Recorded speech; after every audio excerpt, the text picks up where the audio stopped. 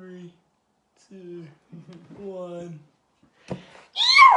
Welcome to the Inspired Evolution, and it is such a treat to be here today because we've got the vibes out loud from Nicole Gibson. How are you, Nicole? I'm amazing and super happy to be here with you. Oh, yo, such a treat to have you here, man. In Tallinn. Such a treat. I know, right? Like Estonia, Tallinn, of like from Queensland and Melbourne, connected in Europe, and like on the other side of the planet. Yeah. It's like, what a world we live in, right? Just for this podcast. To enjoy it in the sun in Europe. We literally flew out 24 hours each of us, went both ways. I went through Hong Kong. Which way did you come through here? I actually had to go to London, but I flew through China. Just to make this podcast happen. Just to deliver it to you guys on the slide. We might be fudging a little bit of the details there. Do you feel special though? We do love you. So those tuning into Nicole for the first time on the Inspired Evolution, Nicole is known as a multi-award winning and social entrepreneur, but she prefers to be seen as an unstoppable messenger of love and human potential. She wrote Love Out Loud, right? A Millennial's Guide to Enlightenment. Boom. That pretty much says it all. But Nicole is a fierce ambassador for mental health, right? Innovation and connection after recovering from her own terrifying lived experience with anorexia, nervousness through her own teenage years.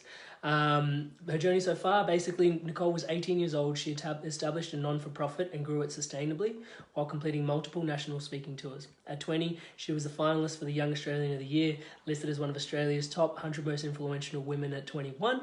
Shortly after taking out the Pride of Australia medal, she made the front cover of the Yellow Pages and has been featured in the Financial Review, starred in a documentary aired on primetime national TV. She was the youngest Commonwealth Commissioner for Mental Health in history during her 3-year term, advising directly to the Australian Federal Health Minister and Prime Minister. She's facilitated workshops and presentations with over 250,000 Aussies. She's skilled and experienced motivational speaker and facilitated developing her own facilitation methods early on in her career, which I can't wait to talk about some of these circles that you create, yo. And they continue to evolve. Evolution. Inspired evolution, yo! She draws upon 10 years of theatre training as the base of her facilitation style, and there's a whole bunch of awards, and like those tuning into from Nicole's channel, yo, awesome to have you here. And the Inspired Evolution, super, super thrilled to have you here. Thanks, Amit. Man, it is, mental health is something that's really dear to my heart, primarily because I struggled with depression for about 5 to 7 years. And I loved your TED Talk. Absolutely loved your TEDx talk. So thank you so much for that.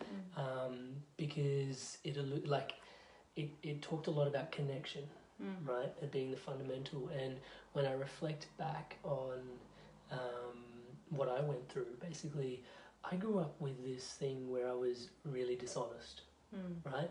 And my dishonesty stemmed from just culturally. I grew up in an immigrant family in Australia. So being in like an Eastern culture, it was all about keeping up appearances, right? And it wasn't about integrity. So it was just just keep up appearances. And I thought that's how everybody lived life, keeping up the appearances, rather than being honest. And then I had this meltdown where the appearances I was keeping up, everybody just soared right through the facade, and I was like, what, isn't everybody like this? And then it's like, no, like you can live from integrity and honesty. I remember like the moment I was sitting in the psychologist's office and she basically diagnosed me with depression, and it was like, boom, it was almost like a moment of awakening, right? It was just, everything sort of clicked in, and it was just like, oh shit. It was really healing, first and foremost, to know that it was depression. And the biggest thing, and I share this all the time, and this is why I was reflecting on connection, because just knowing that other people had gone through what I'd gone through was like one of the biggest like healing things. Of course. Because all of a sudden it wasn't just like me in my own little bubble. It was like, oh, everybody goes through this. Everyone's a little bit messed up. Yeah, and it was like... How relieving. Yeah, it kind of was, right? It was like just that connection to like, I'm not the only like loony in the bin. And so that was really, really So there was that connection there that showed up, and that was really healing for me. And then I realized that the connection was missing because I couldn't connect to the Australian way of living and the Australian culture because of the immigrant culture that I grew up in. So there was a disconnect from India, right? Yeah. And so there was like a disconnect in the culture based on the values. So like cultural, societal norms, because I know you've been into like the indigenous culture and found like a lot more grounded, like rootsy stuff that's not like society overlays, right? So like that societal overlay and how that creates a disconnect is really interesting. So Huge. Wanted to have a chat about that. Yeah, wow. I love the honesty that you're sharing this. You know, honesty is a really, really big part of my book. It's actually chapter 2. And it's so early on in the book because it's so quintessential for transformation, right? Yeah. And I think it's something that's sometimes lost a lot in the messaging of development, is that until you can be really honest about where you're at, you know, you can't change, you can't transform. Yeah. I put it in the book as we can't heal what we don't reveal. Right? And that's very poetically put. And it was such a big part of my journey, you know, like that was, and I discuss it, the journey of living with anorexia for years and mental illness for years was the process of basically living in a really dishonest way. And it wasn't because I was a bad person, you know, I can really empathize with where you come from. It's just the feeling of not knowing how to break through those walls. Yeah.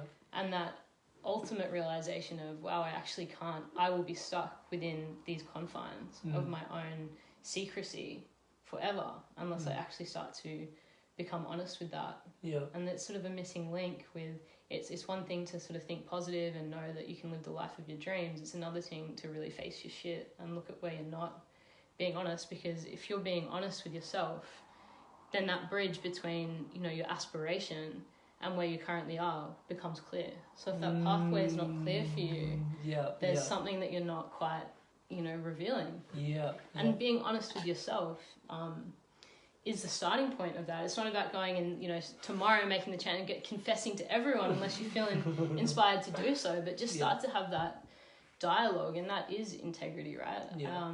I watched another brother back in Australia put it as knowing or feeling that there's a witness to our existence creates a deeper motivation to be honest with ourselves. That's so beautiful. Quite often when we feel alone, what's the incentive to be honest? You know, and for me, that experience of discovering love, which to me is that ever-present flow of life and universal God, however you see that, helps me understand that there is a witness that I can be completely honest with, and that helps me be honest with me. Love's a massive topic, and I can't wait to groove into that. It's it's huge. But just before we do, I think like you touched on your own story through like battling through anorexia, and so what was the impetus to change? And then like what was like I'm really curious about what drove you into like traveling around Australia as well and like connecting to the culture there. Yeah, it was pretty radical story. It was almost like I was sharing with someone yesterday, quite a samadhi experience. You know, I had been in pain for so long, and I think that there's two impetuses to change. One is when your back's up against the wall so tightly you have no choice. Can show. Yeah. And the other is, Vishen was talking about it yesterday, you know, you're inspired to change and you realise change is possible. And for me, I had been in pain for so long, and at a young age I had to ask myself quite heavy questions like, am I prepared to devote the rest of my life, or even more intense, am I prepared to die for essentially my ego, which was what was driving the eating disorder. You know, feeling I had to be a particular way to meet other people's expectations and standards, which was just a projection of my own expectations and standards of myself, but was totally void of any sense of self-love or self-compassion. Yeah. And starting to ask myself those questions, which was spurred by just being in pain for so long, and my body was in such a crippled state. Like it wasn't just emotional or mental pain. At that point in my journey, it was immense physical pain. I had no choice but to ask. And when I asked myself that question, the answer was no. But then there was this flooding, overwhelming realization of there's so much I have to start becoming honest about. And that was so overwhelming. And for whatever reason, as I started to crack myself open in that way, I started to realize my insignificance. And I think when you're dealing with mental illness, it's very self-oriented. Selfish is probably a harsh way to put it, but it's very self-oriented. You only have capacity to think about definitely in your own little bubble, your own pain. So this realization that life was actually about giving and service, and the source for so much of my unhappiness was actually how self-focused I was. And I started listening, and the more I started to listen, the more unconventional the things were that I heard. It wasn't the path that was laid out for me. It was almost safer in the bubble. Yeah, exactly. I want to go back and take the red pill. And by that point, I was 6 months into a uni degree, and I remember just a lot of moments sitting up the back of my uni lecture and just looking out at 500 other students, and I was studying a marketing major, and I just remember thinking the ethics of this are fucked. No one is questioning it. I'm the only student that's actually challenging what's being said, and is this really it? And I'm sure most people that make change in their life have those questions, like, is this really as good as it gets? Is this what life is about? Is this what's prescribed, and is this what I'm meant to swallow? And I sort of knew through leaving school, and I had started to recover at that point from the eating disorder, that there was more in me. But I didn't know how to make that happen. So the more I started to listen, I think we always know how to make it happen, but we're not always prepared to listen, because the information can sometimes be so unconventional and left field. We want to deny it and think that there's another way. Well, it's so unfamiliar at that point, isn't it? Exactly. And crazy things started to happen. I don't often share sort of the ins and outs, but I will for the sake of this podcast. Thank you. I actually started to have really crazy dreams, and I started to dream particular characters and people, and I started to dream about a yellow van. And the more I was dreaming about this, the more synchronicities I was experiencing. But keep in mind that I didn't know about synchronicity. I didn't know about awakening. There was nothing. Now there's language. Now there's poetic language around this. But back then it was like, I just thought I'm fucking losing my mind. Like, my doctors were right. I actually am crazy. And especially because I had such a history with mental health problems, there was always that seed of doubt. Am I crazy? And it's a horrible thing to question your own sanity, because if you can't trust your own, can't trust yourself, and then what is there? But it just became so loud. The synchronicities and the coincidences, I write about them as coincidences rather than coincidences. Coincidences. It was like I was brought to my knees, and I surrendered. And at that point in my journey, it was an experience of giving myself to something greater than myself. And that's really when the magic started to take over. I got the funding to do the trip, and what started as, the seed of an idea turned into a year and a half of travel, living in my van, with absolutely nothing to my name other than this heart that just wanted to learn and serve. And I resonate with your desire to hear people's stories. As much as I wanted to share my story, for me, I wanted to know that I wasn't the only person that dealt with the things that I went through. And the more I went into schools and community groups and workplaces as I traveled, in my van, there were 4 of us, we had 2 vans, so there was a team. The more I was just cracked open, you listen to the first 500 stories and you think, wow, there seems to be a pattern in the human condition and what we crave. You listen to 5,000 stories and you're like, wow, okay, this is really, this is starting to get, like crazy, how many similarities. And then by the end of the trip, I had worked with 50,000 people and heard their stories, often 3 or 4 workshops a day. So when you're working in that volume and serving in that volume, it was like, I felt like I experienced 50 years of life in 18 months, just with the sheer amount of humanity I was exposed to. And so much diversity, of circumstance, from an Indigenous community that had a population of 300 people in the middle of absolutely nowhere, with the closest post box an hour and a half drive, like you just can't even imagine. And the next city is like another 17-hour drive away. That's the way that they were living. From that to the workplaces in Canberra with politicians and military executives, and you see that. But when you invite them into a space where that significance isn't the main narrative, and you give them an opportunity to speak about their heart and what they're feeling.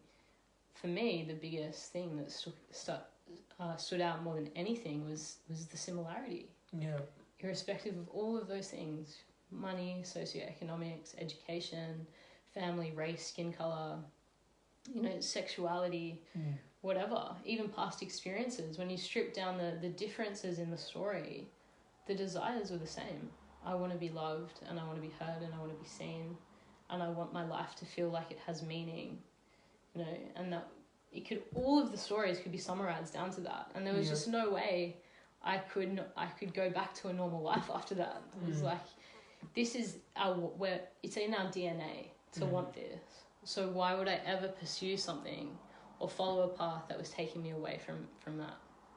Do you think there's something, I was almost going to ask if there was something unique about your particular journey that made you not want to go back into the fold, but then I guess once you've been exposed to so much of people looking for the same thing, Totally. and you realise that these are what's at the core of it, then inevitably the pressure's all there to make sure the steam is going in the right direction. I think it would happen to anybody. Yeah. I don't think anyone could have that experience and not. Yeah. Can I ask what was the impetus to, it was just a realization that it was service is going to be the key? Because for me, spirituality is all about service. It's just if I have, how best can I serve?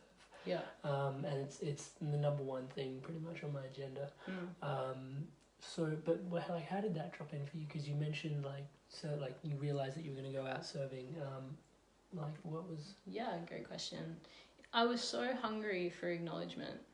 Because when you're in pain, that's what you need more than anything. This is deep. I talk about it in my TED Talk, acknowledgement equals transformation. Yeah. But I sought acknowledgement so intensely from other people that I wasn't actually seeking acknowledgement, I was seeking validation. And I feel like it's a very important distinction that needs to be made, because to acknowledge you, brother, is to acknowledge your soul and acknowledge why you're here on the planet and the service you are just through your existence to humanity. Yeah. That's a very different feeling to being validated.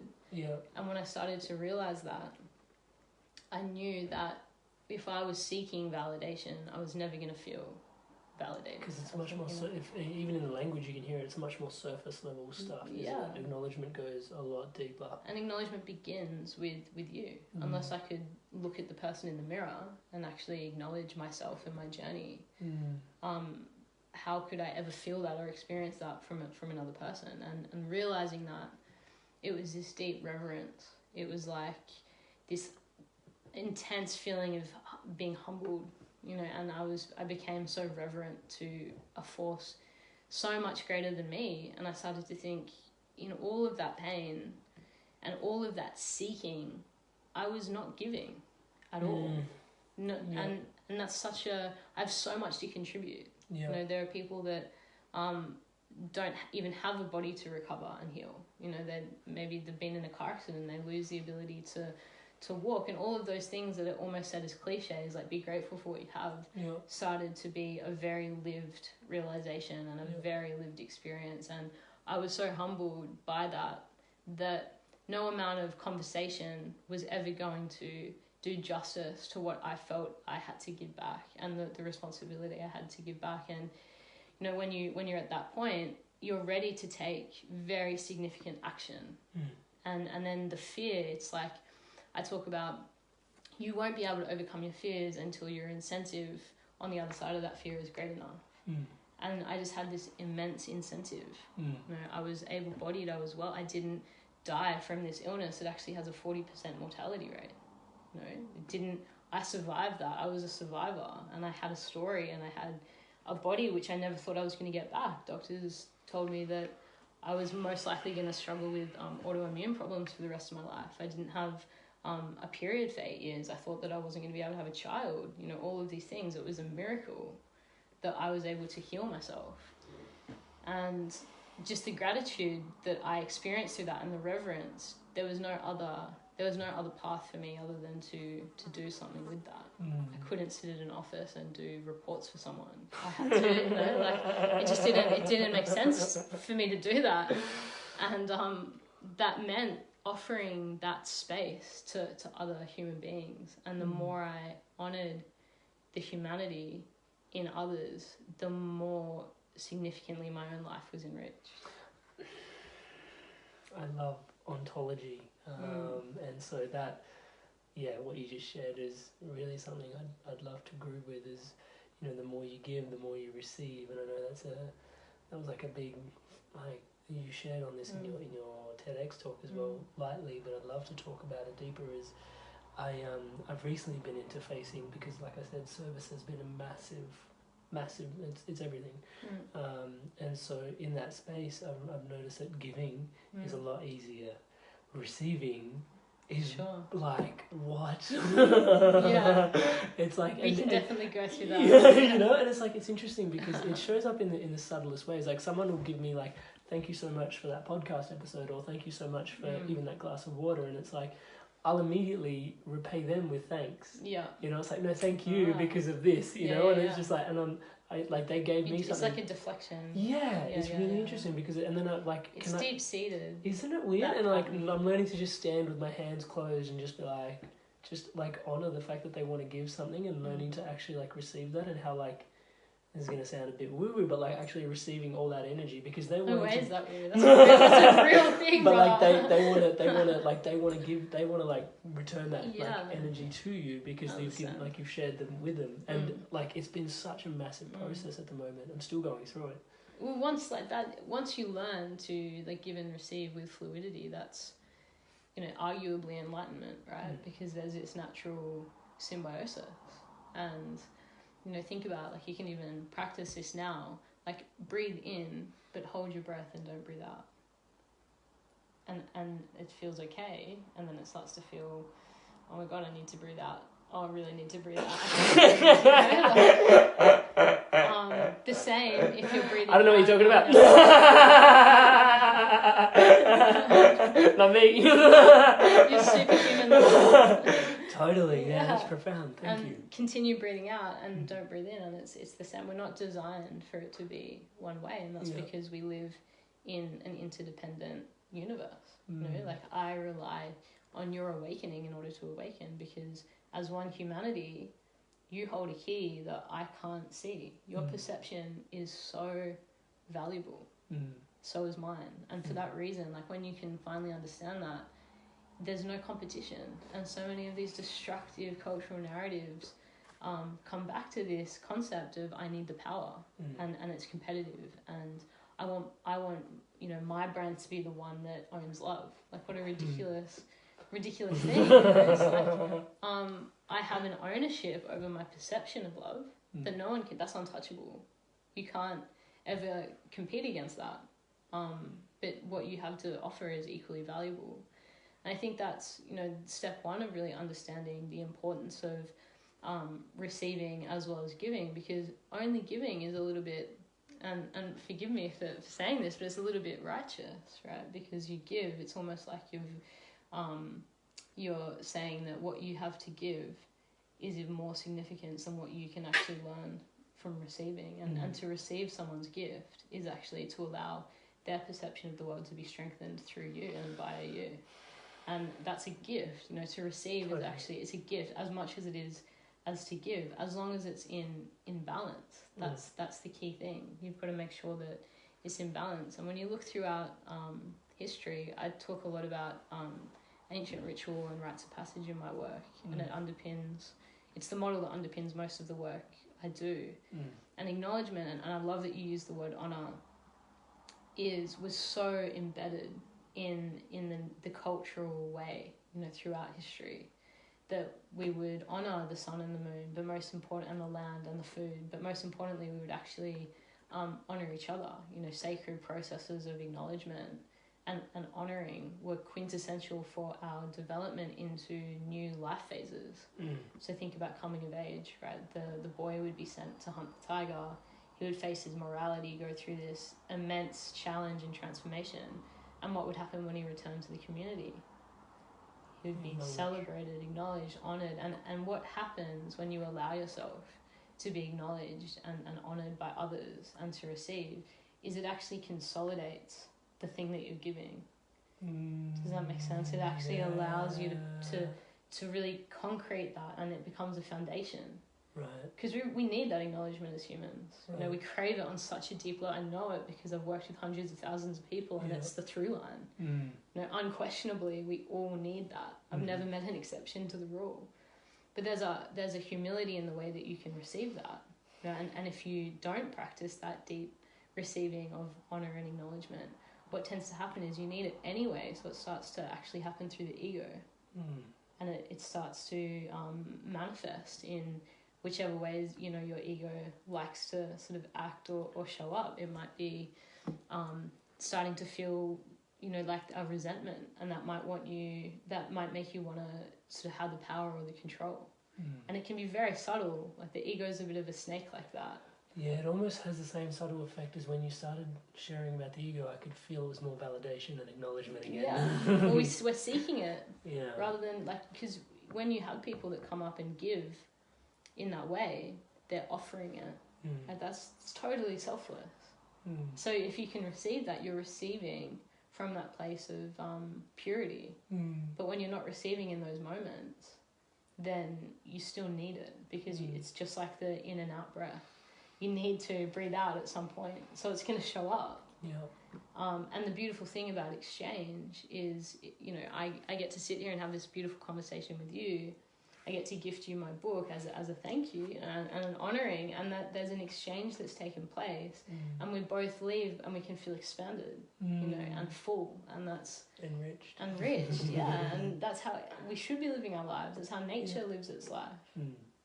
It's really interesting that you touch on nature, because there was a thread that you were sharing before about perspectives, and this is a message that is really dear to my heart, is that, you know, a lot of societal norms is trying to groove people into one consistent stream, you know, and I think you shared this, and I think it's a piece to acknowledgement as well, is we're all the universe looking in on itself, you know, and so fundamentally me trying to be you is not going to serve me very well, you know, and that's where I believe dis-ease starts creeping in, because you're not in your flow.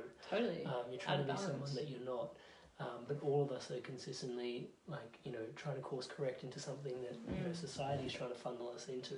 And I think there's a really deep, there was a real deep process in there in terms of, like, just being who you are is so fundamental to your health. Yeah. You know? And yet can feel so unhelpful when you're stuck and people just say, just be yourself. Yeah. What does that mean? Yeah, exactly. How do I do that? How do you start navigating through that? Yeah. Yeah, there's, you know, for me it's been meditation. The podcasting has been a whole nother bag of tricks. It's been amazing, because like consistently having people like yourself on, like I find myself again and again through conscious conversation, and the minute I get meta and look back at the inspired evolution and go, these are the things that obviously spirituality means a lot to me, humility means a lot to me, service means a lot to me, inspiration means a lot to me. The interviews become your mirror of your totally, bro. Totally, amazing. you know, and that's been the biggest. Yeah, but meditation does exactly that, but even in a more graceful way. You know, so at the moment I travel around like Australia and I guide meditations on construction sites. Cool. Which is how is that received? It's amazing, right? So it's a really interesting groove, because construction sites, quite an angular sort of space, very right angles, and then as soon as you bring something circle, like meditation is literally like a sphere That's coming so into cool. that space, you know, and it's just like, and so when you're the meditation guy, people have anger issues, or like they're like, I haven't been able to resolve this thing with anger, or I can't forgive somebody because they owe me money, or this, that, and the other. So the meditation also extended into like becoming the life coach for a lot of people as well. Which even coach is an interesting word. I just see myself as like being on the journey with them. You know what I mean? And just like I'm just in like I'm here and you're here and let's just work through this together. But it's in a very interesting space, and it's really cool. I feel the acknowledgement strong there, because it's really amazing, because there's no one else that's really doing this for construction workers, and everyone's like, when you think of Aussie construction worker, you're like, they're hard as nails, you know, and it's like, literally, really, that's the same. yeah, literally, right? And so, but the truth is that they're human beings, you know. I'm sure you've interfaced with plenty, you know. They're just human beings as well, you know. And like as soon as you get through that bravo macho like exterior, that as soon as that peels away, there's so many emotions that if in fact they're just like often waiting. more. Yeah, because they've been so suppressed. and so it's really an awesome experience. It's Yeah. like you go out and Wow. you just have the most deep, profound, and and how much people learn to love their meditations is just, it's incredible. Yeah. And just again, that feedback loop of the ontology of it's incredible. Relief away from the world. I share that in the inspiration to sort of, there's a bit of a process there, but I'm really excited to just tune into like the acknowledgement circles and like what's that process like? Yeah, cool. Well, it's probably the simplest but most profound avenue to create transformation. And it's everything that we've been talking about, with the premise that when you're in the acknowledgement circle, you have to receive. So that impulse to say thank you or to hug the person or give back, is that's you're not allowed to.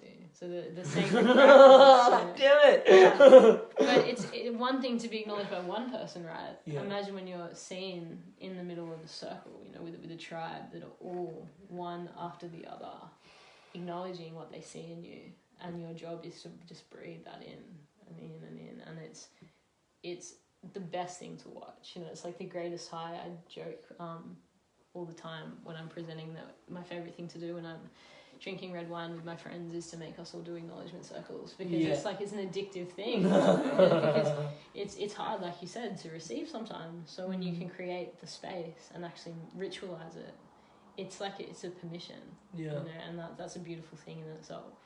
But it's not anything new. Like this, like I said, has happened throughout the history of our evolution as a species. We've known the importance of that.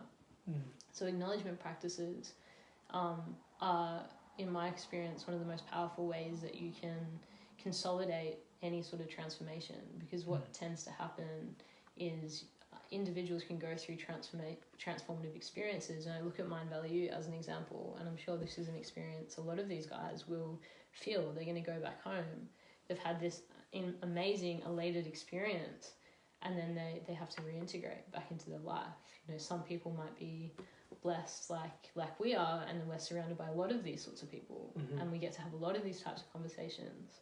But for someone that doesn't have that, there's an absence of acknowledgement, right? So they go back, and what it actually creates is a feeling of polarization.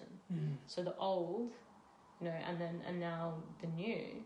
But when the new can't be acknowledged, it's very difficult. It takes a very strong person to understand that and to integrate the new into their identity and the way that they relate to the world permanently, when it's not actually being acknowledged by the people around you. So what happens is there's this big risk that you'll go back to previous behaviours, and the transformation unravels. And I talk about this, it's a real passion for me, because I see this in a lot of personal development work. And this is why you see people, they're hungry. They're so hungry that they'll go to seminar to seminar to seminar, and yet no change is made in their life. Why is that? It's not because the information is BS. It's, to me, I see it as because they're not actually getting the acknowledgement required by their circle in their day-to-day life for that information to be integrated, for them to feel secure in their identity. Yeah, so what I'm receiving from that, which is like, the integration piece is massive. And the core of that integration piece is acknowledgement. And acknowledgement, firstly from yourself, that you've gone through what you've gone through. And, but then obviously you're implying how important it is to receive that consistent acknowledgement as well. And from there, I think maybe we can dive into connection. Let's do it. Just because it is like my number one value. So just to lay it all out on the table, like I see love as like the fundamental operating system. And I remember when that dropped in, it was like such a massive healing of its own. Right? It was like, let's just love great. is everything's like love. the back so tapestry. relieving, It was like just like the tapestry is just going to be red and love, and then what do we do from there? And it's like, okay, cool. So the spirituality is all about unity, right? So how can I serve unity? And then so it went like love, and then unity, and then how do I surface that? And it's like connection. And I was like, boom, connection, unity, love, got it. Here we go. Amazing. I call myself the unifier, so I feel like that's very So that's and that's become the whole like the whole model for me, And and so consistently, like love is obviously everything, but then operating in the day-to-day, I feel like does it activate more connection? Does it activate more connection? Am I sparking more unity? You know, and it just, and again, I'm just following my bliss through that as well. You know, love always generally doesn't always feel good, because I know love can, like, you know, it can be sorrowsome, but it gives you the richest. Love puts a light on everything that isn't love. You know, so it's not that love is painful, but it's the realization of what isn't love that can sometimes be. You know, and it gives you that rich tapestry. And so, and connection again and again just always feels fueled by bliss. You know, it's like sitting here having this conversation with you, like, like just such a gift. How good is it? It's such a blessing, you know. And so that connection again and again means everything. But we touched on it in the beginning. You know, it's like, for me, it was that disconnect from culture, disconnect from everybody else feeling the same way. Like, how important is the connection piece? Well, I mean, the first premise is that we're all, like, immensely connected. We're not always conscious of the fact that we're connected, but like we touched on, we live in an interdependent universe. You know, my awakening relies on your awakening. So to start to have your life enriched through the conscious experience of connection is to essentially realize love. You know, but I think this feeling of loneliness comes from the conscious, you lose conscious foresight of the fact that that's the truth. Because I think that's the third largest killer at the moment, is loneliness. Well, not depression. Suicide is the leading cause of death in Australia in under 45s. You know, how's that for a statistic? More than car accidents, drug overdoses, cancers. Like, we're losing 8.5 Australians statistically every day to suicide. We're losing someone to suicide every 40 seconds in the world, in the Western world. That's so significant. And when you look at the contributing factors of that, to be in the frame of mind where the best option for you, or the choice, is to end your own life, to me that's anchored in so much loneliness. And who am I to say that might not be the case for everyone, but I know for a fact from people in my own life that I've lost from suicide, it's this feeling of deep loneliness and disconnection, and just feeling like there's no light at the end of the tunnel. And when you feel like that, why would you go every day, you know, in that pain, when you have a means to stop it? Yeah, there's this interesting thing that I've been realising as well, is that, like, people that have loved ones to care for them generally get better. And the same people that have the same illness at the same age, pretty much the same stats, but have no one to come home to. They just let go and surrender. It's massive in the construction industry, right? Like, I remember every working 2 on days, the commission. Every 2 days we lose one person to suicide, and if they were made redundant or they lose their partner, the risk for, specifically, I remember reading a report on this, men that work in construction, like tradies specifically, their risk of suicide is like exponential. There's a lot of pressure. There's a lot of pressure. It's the cultures of masculinity too, right? And Australia is particularly bad. It's particularly intense, for sure. Yeah. So where does love out loud come from? Like, I know we've had this whole jam, this whole riff. So is the whole journey, the process of writing the book? I know we've dove into that. Is there any parts that we're missing in the love out loud? And tell us a little bit about the ethos of love out loud. Yeah, sure. Well, I started conceptualizing the book. It was actually an awesome synchronistic moment I was actually at AFA, so Mind Valley tends to be this like catalyst of... I feel like it's got this reality distortion field. Have you heard of this? Yeah, totally. I call it liminality. What do you call it? Liminality. And it's very important in creating transformation. You need to actually be taken away from your, means of connecting to mainstream reality in order for transformation to occur. So it was my first A-Fest, and I was jet lagged, and I was sitting on the beach in Ibiza. It was like an amazing beach. Yeah, and Ibiza sunsets and sunrises, right? Incredible. Over the water, and I was just having this amazing like gratitude moment of like tears, and I was probably really tired as well, so that like contributed to how to the emotional vulnerability, the liminality that I was experiencing. Oh, I forgot to mention in the introduction, she's an emotional astronaut. We forgot to say that. Well, that was, Amit's word for me. Yeah. I really resonated with that. I might get it printed on my business card. My apologies to interrupt, but it was important, I felt, to get that out there. Every kid wants to be an astronaut, right? So it's like, made it. Emotional astronaut. But yeah, you were having this moment. Amazing moment. And I was asking the universe, like, what's next? And I had my phone on roaming, and I was listening to, I think it was like binaural frequencies. Like, not thinking that anyone was going to call me because it was quite late back in Australia. And I get this phone call, unknown number. And I pick up the phone, and it's a book coach, right, who's been following me on social media, sort of knew of my journey, and just said, I don't mean to be too forward, but I really think you should write a book. I've been following your journey for a while. And it was literally in this moment of like, what do I do next? Like the sign could not have been clearer. And this is what I mean. Like, this is the stuff grounded. Where I just thought I'm going crazy. Like, didn't realize that we're actually all, conscious or unconscious creators of our reality at the beginning. But the more I started to understand it, the more real it became, and the louder the signs became. But what was crazy about making the decision, I'm very big in my messaging about making a choice.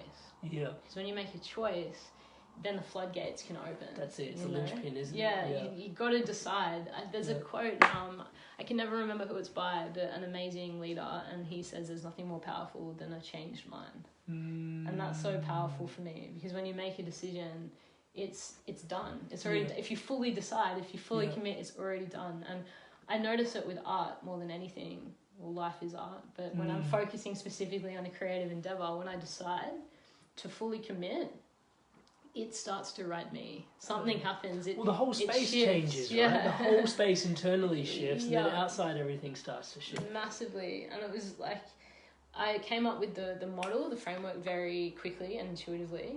Like, within days, I had the map. It follows the rite of passage framework in 3 parts, but the way I've done the chapter split was just from deeply feeling into the process that I take people on and what the key elements of that were. And as I started to write the book, through each chapter, I was literally getting tested on my integrity of that message. Like clockwork. Like, yes, literally, I love that. And I could not, I had the only time I would ever get blocked was when I wasn't like taking accountability for the things I was writing about, and I couldn't write about it. Of course. So the book, I have so much gratitude for the process of writing this book, because of the transformation that created in me, and to have my philosophies be so congruent. It was like, once I finished the writing process, it was just this, like, the foundations were so strong. It felt like, the pyramid within me was just like unbreakable. There was no incongruity within the structures. You built a crystal inside. Yeah. Like a self-acknowledgement. Exactly. And then to be able to gift that to other people, it sort of made me really... I've always appreciated art, and a lot of my facilitation ideas also came from my background in theatre, which was the study of human condition and ego and identity and all of those things. So art's always played a really massive role in my life. And when you take on a character, it starts to speak to you, and I've always known this about art. But this book, because it was a process from, the writing took about 6 to 7 months, but the whole process was about a year and a few months. So it's quite a long amount of time, relatively, when you're, a consultant or a facilitator, and a project might be 2 weeks or a month or max 3 months to be focused in a single direction. Yeah. So I got to notice it on a greater scale, really, a greater level. As well. Yeah. And it really helped me understand why amazing minds and amazing leaders say know your life's legacy. That became real for me in a very different way, because I noticed, wow, if I give 18 months of devotion and dedication and commitment to this one project, and it speaks to me like this clearly, this loudly, what would start to happen if I start to declare this is my life's work. Yeah. I'm devoted and committed to building this for the rest of my life. Mm-hmm. I'm starting to see and can only imagine how magnified that really gets, how loudly you start to become supported by the universe. Yeah, of course. Of course. Amazing. Thank you so much for sharing that. Is there a message in your heart? Like, I know there's Lots. I know. Is there a message in your heart that you're burning to share, or maybe like the dearest message, or something you want to share? Great question. I've had lots of reflections the last couple of weeks, and I've really been thinking about what's the key thing. I'm running a talk seminar session for Mindvalley next Monday. Awesome! So I've been Can't asking wait. myself Cannot wait. this Get question. excited. I haven't announced that yet. So shh. yeah, Behind the bit scenes. of a dream come Don't true. tell anybody. Bit of a dream come true. Tell everybody. Tell everybody. I want all of the tribe there. It's such a blessing. Yeah, I was on the Mind Valley stages. The audience. Yeah, the audience, they're so supportive. It's like your dream audience. It is such a so you're much gonna love participation. It. You're absolutely gonna love it. It was such a gift. Yeah. I can't wait. Thank you. I'm really excited for it. It's on Monday. So yeah, I've been thinking about this. What's most present for me? And there's been a few themes. The thing I was writing about this morning was about aloneness. You know, deciphering the differences between loneliness and aloneness. And it is something that's very strong as a message in my heart, because so many people, you know, the thing that's stopping them from living the life that they want to live and evolving themselves to become the person that they want to be, or being honest with themselves, all of the things, not receiving the acknowledgement that we've talked about. I feel one of the biggest keys for people in starting to really understand this in your way, right? Not his way, this not perspective my of looking way, at the universe, your way, your perspective looking at the your universe. perspective, and you're going to have a different language and a different visual and a different set of feelings that contribute to that wisdom, because it is in you. You do have that wisdom. We all do. I feel it can only be found in your aloneness. One of the most significant moments for me in understanding that was 3 months or so into the tour, when I left to do the initial tour across Australia. And it's actually my opening story, so you'll read it as well. Was travelling through the Western Australian desert, or from the NT across to WA. Oh, the beautiful part of the country, the Kimberleys, yo! And it's breathtaking for any of you guys that have never done that drive, or non-Australians. It's, you know, the most vast desert you have ever seen. Like, Australia, people don't realise, is 90% desert. You know, it's like red dirt for it's red, hundreds and hundreds and hundreds and hundreds of kilometres, and you just feel like a speck. Yeah. And I was this teenager, you know, just giving up my everything. I was so far away from any sense of familiarity. Yeah. Throwing myself into this like radical vision and dream that I had absolutely no idea whether these principles were true, and my spirit, my newfound sense of spirituality had any substance, or if I was totally batshit crazy. You know, and this one night, we weren't going to make it to the next stop by sunset, and you shouldn't drive in the desert in Australia because at sunrise and sunset, because of the kangaroos, like, it's hectic. You can have like 10 kangaroos jumping in front of your car every 100 meters. Yo.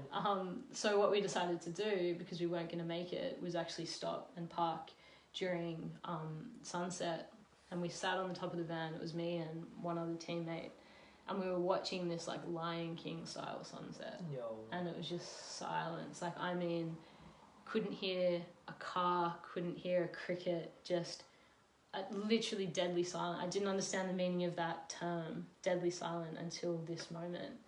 And as I was in that space, I just, without even realizing, I just went into this deep trance as the sun was getting lower and lower. And then I probably would have been in the trance for maybe 20 or so minutes, and then I looked down and I just noticed my whole body, like every hair on my body, was just standing upright, and like the tears were just like pouring from my face. I'd never meditated in my life before, really. Like, I didn't understand that was a state of meditation, of like experiencing universal love. And it was this feeling of being so far away from so alone, but so connected. No. And I grew up, you know, through my illness, being so lonely and being scared of that loneliness. And that is what drove you know, that sort of the addiction I went through with my eating disorder was that I didn't want to be present with myself. I was constantly preoccupied with this addiction and these addictive behaviors and these tendencies and the addiction to the emotion I was experiencing. I couldn't just be present, you know, and still and okay in me, you know, alone. And it's a very important that for people to understand that you can and will find solace and peace in your aloneness. Like, that is possible. In fact, that's actually required if you want to live this life and walk this path. It's essential, and the only way there is to practice it, just like anything, to sit with yourself and sit with your shit. And the first time you ever sit in stillness, it's going to feel like the worst thing ever. And this is why people will say to me, Nicole, I fucking hate meditation. The reason you hate meditation is because every time you try to meditate, the first thing that comes up is your guilt, your shame, your insecurities. But that's coming up so that you can be aware of it. And via that awareness, you can actually work through it. You can place it, you can accept it, you can make peace with it. And the more that you do that, every time you go to be with yourself in stillness, it's like an uncovering and this like literally this infinite landscape. I used to work with a monk that explained it as you finally reach this place in your meditation of ripping through the golden fabrics of reality. And I just remember being in such wonder and awe when he said it like that, because I was like, that's exactly what it's like, you know. Everything becomes possible. What Nassim was sharing about in his physics yesterday, so like, you are the universe at the center on your molecular level. You are the infinity of the universe, but no one can get there for you. You know, when I meet someone, I see your divinity, I see it in you, but I can't do the work to get there for you. It's got to come from you, and you can have that be supported by a tribe, but ultimately you have to be that warrior. And I think for me, there's like, because I deliver talks on corporate mindfulness and meditation, guided meditations, and the biggest piece as well for me is like there's at least 7.6 billion of us here, right? And then there's at least 7.6 different billion ways to meditate. You know, it's like, because we're, like I said, we're all the universe looking in on ourselves. So there's like that connection to self is completely unique. Exactly. You know? Know the definition of a meditation, because when you look up meditation, it's not sit with your legs crossed for X amount of time every day. It's a state. It's a state, and you will know what your state is. I was in a deep meditation when I was writing this morning, so I didn't even notice that I missed Skip's workshop. I was just in such a deep meditation, and it was just coming through me. And everyone has an equivalent of that. Exactly. Yeah. Thank you so much for sharing, man. Oh, it's been such... Okay, so thank you for today, obviously, this connection and connecting with you. Thank you for the book and just the yumminess of the conversation. I feel like I've just dropped into a lifelong friend already. And thank you for, you know, for your journey and for your story, for everything that, you know, the past may be an illusion, but everything you've gone through to get through to here. Thank you so much for all the work you've put into that and the heart that's shown up through that. And and so thank you for today, and blessings on the journey coming forward, sister. Likewise, brother. Show these guys your logo so they can inspired evolution. I'm gonna tag you in my post. You just weren't coming up when I jumped on my how many downloads do you get? Like 10,000? Oh, it's thriving. Just keep me humble. Touch wood. I'm ready to receive. Acknowledgement. I'm on the journey. I'm on the inspired evolution. Exactly. Download it and check it out. There's 50 episodes up. Yeah, there's about 50 episodes up at the moment. And more to come. Yeah, just more amazing conversations like this that really just spark the journey. My very last question, by no means my least question, my favourite question, beyond the story, beyond the skin suit, beyond the fabric of the golden weaves, the golden curtain, who is Nicole Gibson? Unconditional love. Yep. You heard it here first. Or maybe here. Yeah. Or maybe here. Or maybe in here for you. Amazing. Thank you so Thank you. much, sister. The easiest way to get in touch with Nicole is?